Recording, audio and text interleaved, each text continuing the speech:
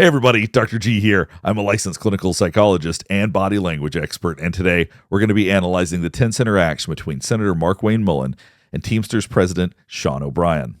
During a Senate hearing, it appeared that Senator Mullen challenged Mr. O'Brien to a fight. As a UFC fanatic, I felt somewhat obligated to go ahead and do a breakdown of this video.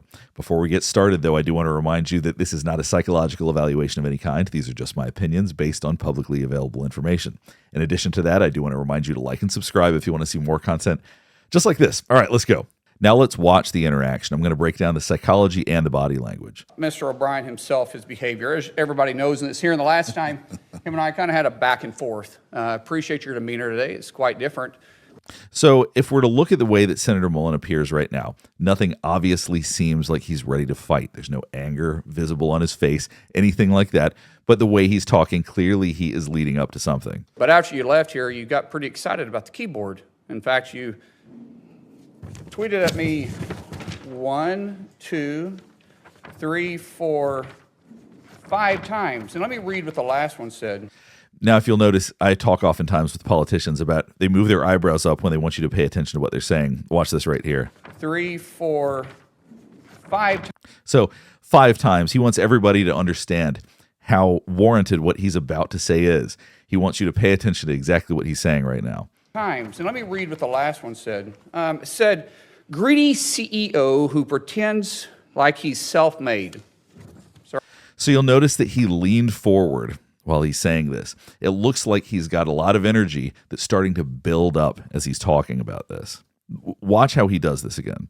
4, 5 times. And let me read what the last one said. It said, greedy CEO who pretends like he's self-made.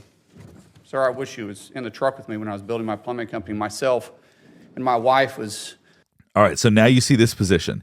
Now he's starting to take a dominant stance. You see that arm up. You see he's taking up more room. This is something that we do when we are trying to be dominant. We take up more physical space. The psychology of that is that we then seem more dominant. We then seem larger. That theme is going to come up again. Let's keep watching. Running the office because I sure remember working pretty hard and long hours. Pretends like he's self-made. What a clown. Fraud. Always has been, always will be. Now, something I think is interesting is that aside from the dominant body language, he doesn't sound nervous. He doesn't sound anxious. Sometimes when people are getting into these tense moments, there's a lot of adrenaline coursing. People get shaky. They get scared. Now, you may or may not know that Senator Mullen has a history in fighting MMA, so he actually knows what it's like to deal with real conflict in that way. So having experience like that can make a big difference on how intense you feel, how intensely you express it when you're dealing with something like this, when you're dealing with this type of confrontation. Quit the tough guy act in these Senate hearings. You know where to find me, any place, anytime, cowboy. Sir, this is a time, this is a place. If you want to run your mouth, we can be 2 consenting adults. We can finish it here. Okay, that's fine. Perfect. You want to do it now? I'd love to do it right now. Well, stand your butt up then. You stand your butt up. Oh, hold on. Big guy. Oh, stop it. So as you can see, Senator Mullen was prepared for this. Watch his body and how he's standing right here. Is that your solution, every poet? All right. So you see that he's got his arms spread out. He's taking up more space, like I'd mentioned earlier. This is a way to intimidate. It's a way to dominate. It's a way to seem physically larger. He is a big dude, by the way, so I'm not saying he's small and needs to appear larger. Everybody does this. It doesn't matter how big they already are. We always put our arms out in a bigger stance when we are preparing to fight. Now, do I think that he was literally expecting to fight? Probably not. But watch this right here, which makes me think that he really had thought about it. Butt up then. You stand your butt up. Oh, hold on. Big guy. Oh, stop it. Is that your solution? All right, see, he's adjusting his ring. Now, if he took his ring off, then I would have been concerned. He was really getting ready to fight. But having that awareness, if you're getting ready to punch somebody or if you're going to do something like that, you're going to have an awareness of what's going on with your hands. So it does show that he is genuinely thinking about this. Now, what we didn't see from Mr. O'Brien was any movement whatsoever. Watch this part again. Right now. Well, stand your...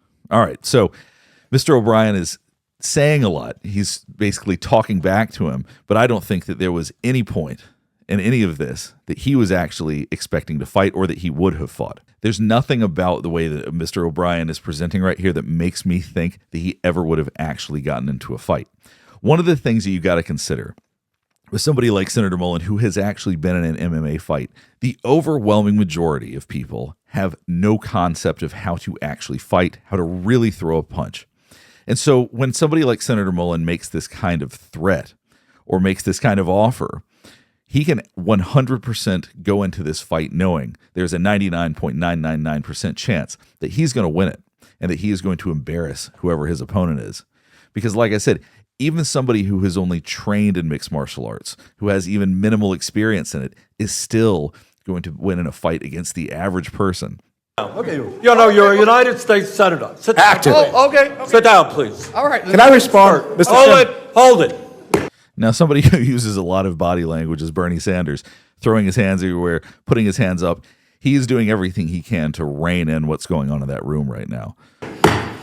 If Hold we on. can, This no, is I have what the he mic. said. I'm sorry. This is Hold what it. he said. You'll have your time. Okay. Can I respond? Oh, no, you can't.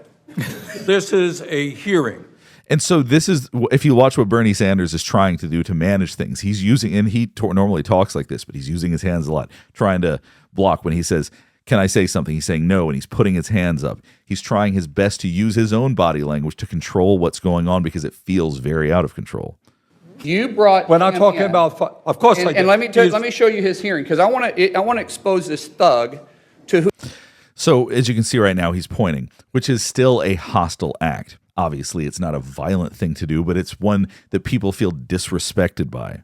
He is. And Could you not point at me? That's disrespectful. And as he says, he doesn't like being pointed at because inherently we don't like being pointed at. And if we're somebody who likes to be in control, we're going to get very frustrated and very upset if somebody points at us. All right. I don't care about respecting you at all. I respect don't people that respect you at all. respect. So All right, hold let it. me Hold it. No.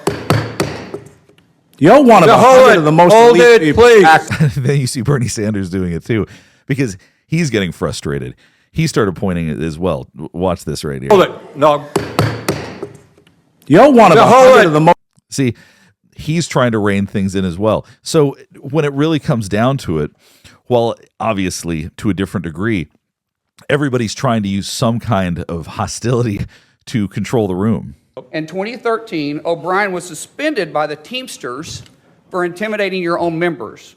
In 2014, you were part of, what would you say, organizing the harassment and intimidation of the... So this is interesting. One of the things that's getting lost here is I've heard Senator Mullen talking about how he doesn't like bullies, and he sees Mr. O'Brien as a bully.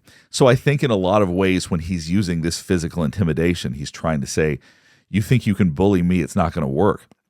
And so even though it's a crass way to do it, even though it's not a way that you want to see a senator do it, I do actually understand the point he's trying to make, but I think it probably got lost on most people. place. I'm accepting yours, so why don't you come What back? challenge? What challenge are you talking April about? 30th. How about we do it for a charity at the Smoking Guns in Tulsa, Oklahoma? We're not going to be what was the talking about challenge? physical What was the challenge? confrontations here. You want to fight me? What'd you say about any time, any place? Let's have coffee, discuss our differences. Oh, that's what you said. Yeah, that's right, exactly. All right, well, let's sit down.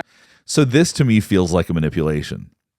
So Senator Mullen has said over and over again that Mr. O'Brien had said anytime, any place, and now he's acting like he doesn't think that that's suggesting that they're going to fight.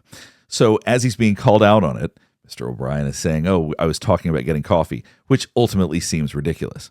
I don't personally buy that, but this is just my opinion. I'm not insisting maybe that's exactly what Mr. O'Brien meant, but admittedly, it's a little hard to believe. So we'll go ahead and wrap this up. While I actually understand what Senator Mullen was trying to do in this situation, I think that the message got thoroughly lost in this interaction. Hopefully this helps you better understand some of the aggressive and assertive body language that we saw today. If you have any thoughts about other things that you've seen in the news that you'd like me to analyze, please let me know in the comments below. Before we get wrapped up, as I do want to remind you to like and subscribe if you want to see more content just like this.